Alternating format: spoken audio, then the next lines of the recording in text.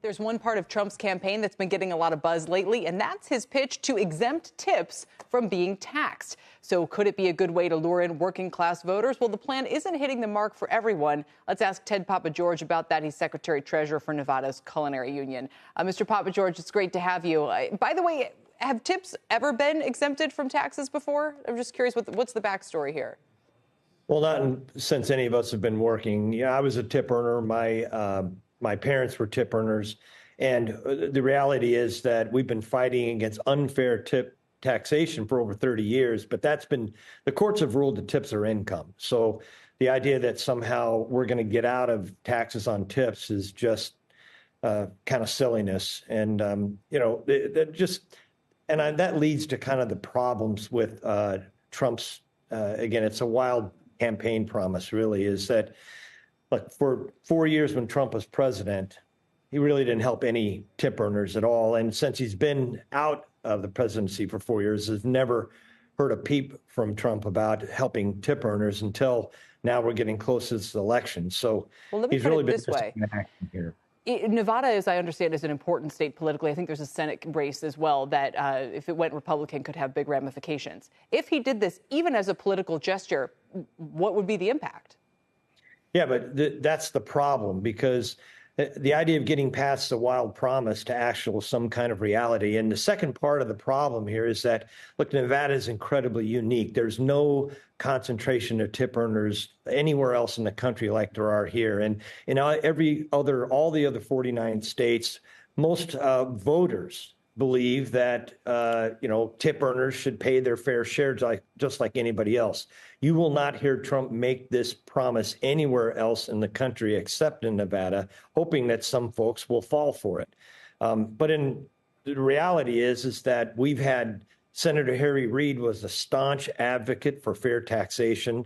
Senator Catherine Cortez Masto, Democrat, went after the outgoing IRS commissioner on Capitol Hill. Congressman Stephen Horsford sat in negotiations with us at the table with the IRS. So the problem is that not only is it unattainable to get rid of taxes on tips, you're never going to hear Trump even make that promise in any other state other than Nevada. He will never even be able to bring it forward. What we have to have is real policy to try to reduce unfair taxation. And just the last thing I want to say, I know you want to have questions, is that, look, this causes more harm than it does good, because the inference in every other state is that tip earners are tax cheats and don't want to pay taxes on their income. Tip earners are not tax cheats. They're just against unfair taxation. They're willing to pay their tips. But we were able to fight for 60% tax reduction on tips during COVID. Right. And we got from the administration. Well, nobody likes to pay more taxes than they absolutely have to. And I believe former President Trump would be at the front of that line. Tell me, what's been the impact of tipping shifting over the last generation, say 15, 20 years, from probably a bit more cash to more digital, therefore more trackable and more taxable? What's the impact that you've seen? Well, if you're working in restaurants, then it's clear just 80 to 90% of all tips are paid for by credit cards, and it's absolutely trackable.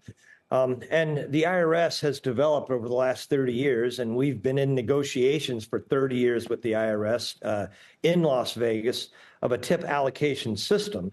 And as I said before, we were able to negotiate ups and downs during whether it's the recession or COVID. But the problem, the pendulum has swung the other way, and we think it's unfair right now. So we do need some relief.